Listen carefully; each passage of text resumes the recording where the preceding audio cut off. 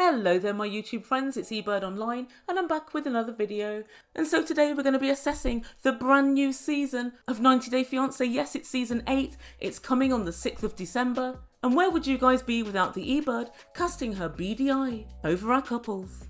And so we have 7 couples in total, 4 brand new ones and 3 we've had the joy of seeing before. So stick with me and I'll give you the good, the bad and the ugly. So before I begin my rundown, don't forget to press that red button and subscribe to my channel. And guys, if you click the notification bell, you'll know every time I upload a new video. So without further ado, I give you 90 Day Fiancé Season 8. And so where better to begin than with Rebecca and Zied. Rebecca and Zied! Yes, that's right. He's finally over in the good old US of A. He's finally made it all the way from Tunisia. So Rebecca is 49 and she's American. Zied is 27 and he's from Tunisia. So a quick recap, last time we saw Rebecca and Zied, this couple were meeting for the very first time over in Tunisia. And guys, who can forget that iconic scene when they very first met at the airport, when Zied had a picture of Rebecca on his t-shirt, and it was a picture Rebecca had sent him from the 1990s. So this couple did have the odd problem or two. Number 1 was Zied's joblessness. Number 2 was Rebecca flashing the flesh. Number 3, 4, 5 and 6. Zied's jealousy, possessiveness, narcissism and toxic masculinity. But these couple have made it through all the odds. And Rebecca's resplendent with tattoos and a self-financed engagement ring.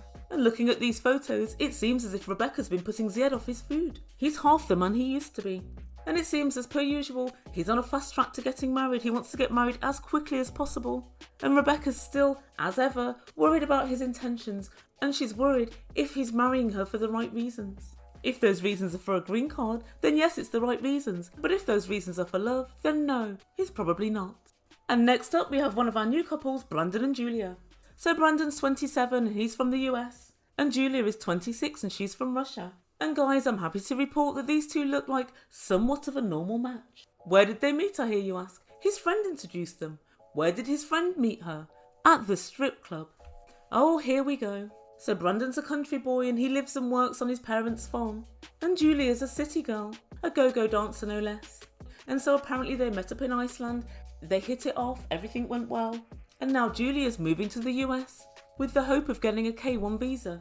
So guys, this looks like it's going to be quite funny. They're going to be living with his parents on the farm because they need to save money to get married and so on. So I think that's where we'll see some fireworks.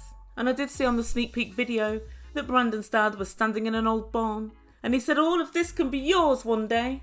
And Brandon was somewhat worried. He doesn't want to be made to choose between Julia and a dirty old barn. So I think the positives for this couple are that they're a similar age and aesthetically they seem to be quite well matched. And it's fair to say she's probably worth more than an old barn. And I think the main thing that could possibly go wrong is that his parents are too overbearing. And the fact, of course, that she's a city girl. And it really does remind me a little bit of Jeffrey and Varia. And as we remember, Varia was working at the radio station and living in central Moscow. And she really wasn't up for the country life. And I've got a feeling history is going to repeat itself. So I guess only time will tell. And next up, another new couple. We have Stephanie and Ryan. Stephanie's 52 and Ryan is from Belize and he's 27. So Stephanie owns 2 spa businesses and she's never ever had a serious relationship. Stephanie, newsflash, you haven't got one now. This is little more than a joke. So while she was on holiday in Belize, she met Ryan, where else? On a beach. And it says here the two sparked up a conversation. And that's 90 Day Fiancé shorthand for him sauntering over and saying, would you like some company? So it seems that Stephanie is a good old sugar mama. Not only does she spoil Ryan with gifts, but she even pays for his parents' rent. So apparently Ryan's a massive flirt. And unsurprisingly, this causes jealousy and tensions within their relationship. And so guys, looking at the VT on these two, it doesn't look great. He's asking her for watches. He wants 2 for himself, and then a watch for all his friends. So much time, yet so little to do. And I know what you're thinking, come on Ebird, give him the benefit of the doubt. No, I won't, I refuse. But Stephanie doesn't want to lose him. She thinks she'll never meet someone like him again. No, you won't, Stephanie. That's the whole point. So guys, what I make from these two is that he's on the make, he wants a green card, but in the meantime, he'll just have to make do with cash gifts and rent being paid. Guys, something tells me that Ryan isn't going to like the Ebird by the end of the season. And next up, I've got a treat for you, our old favourites, Mike and Natalie. So both of these guys are 35, Mike's from the US and Natalie, we remember, is from Ukraine. And they won last seasons before the 90 days. And they had loads of issues last time.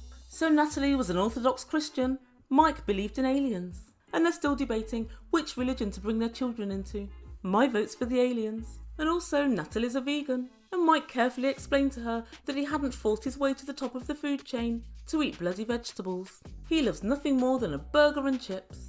And how can we forget there was the problem with the K1 visa? Remember Mike went into the visa office to find out what was happening and they couldn't tell him anything? And it seems Natalie's hiding a big secret. And the last time we saw these guys, Natalie threw his engagement ring at him and broke off their relationship. So guys, the video of these two looks super explosive.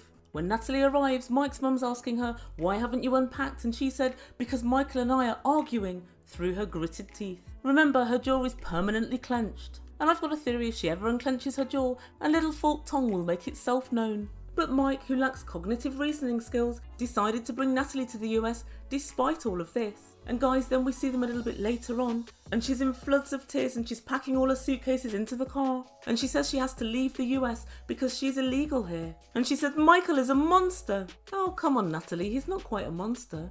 I think he's about 6'6", 6'7". And we all know monsters are at least 7 foot. So I pretty much guess TLC are telling us, here's how the demise of Mike and Natalie happened. But you know what? The Ebird's sad enough to be here for it. And next up we have another new couple. We have Andrew and Amira. And Andrew's 32 from the US and Amira is 28, she's from France. They met online and they felt an instant connection. So they made plans to have a romantic getaway. And they went to Las Vegas. Oh good lord, what a rookie mistake. That's where Colt lives.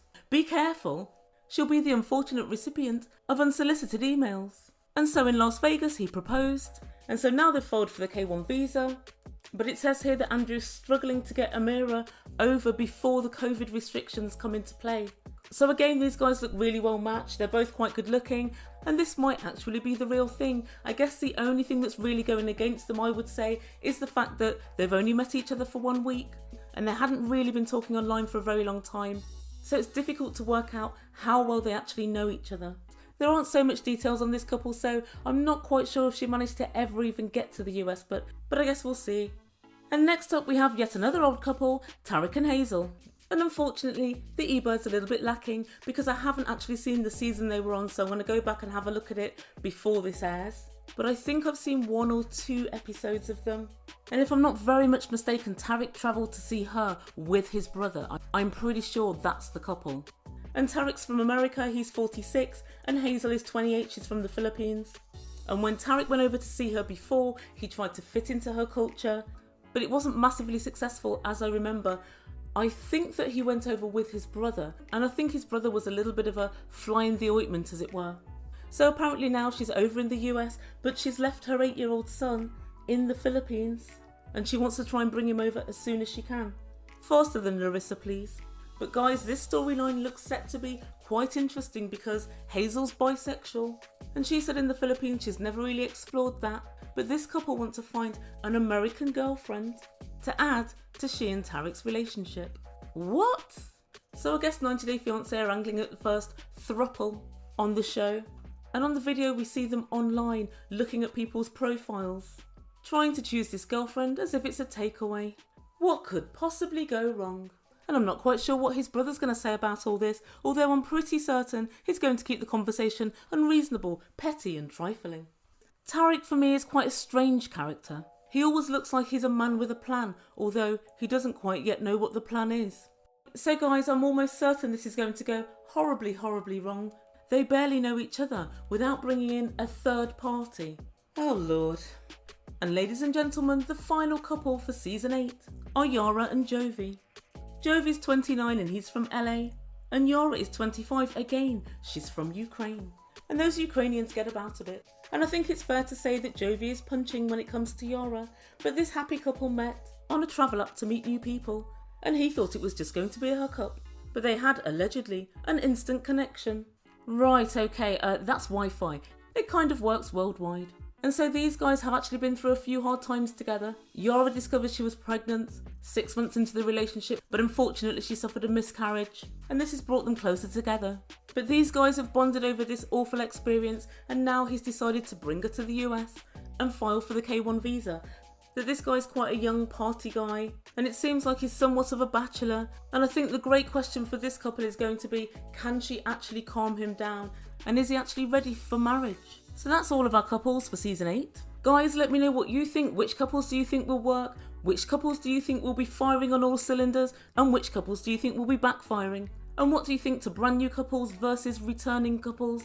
I am in favour of having brand new couples on the show. I'm really not a big fan of the shows when we see couples that we've had on previously, because I find a lot of the narrative is quite contrived. Nothing's really going on now, so they're just making up storylines for the gram. But I have got to say, the couples that they're bringing back this season do seem like couples that have a genuine connection for whatever reason.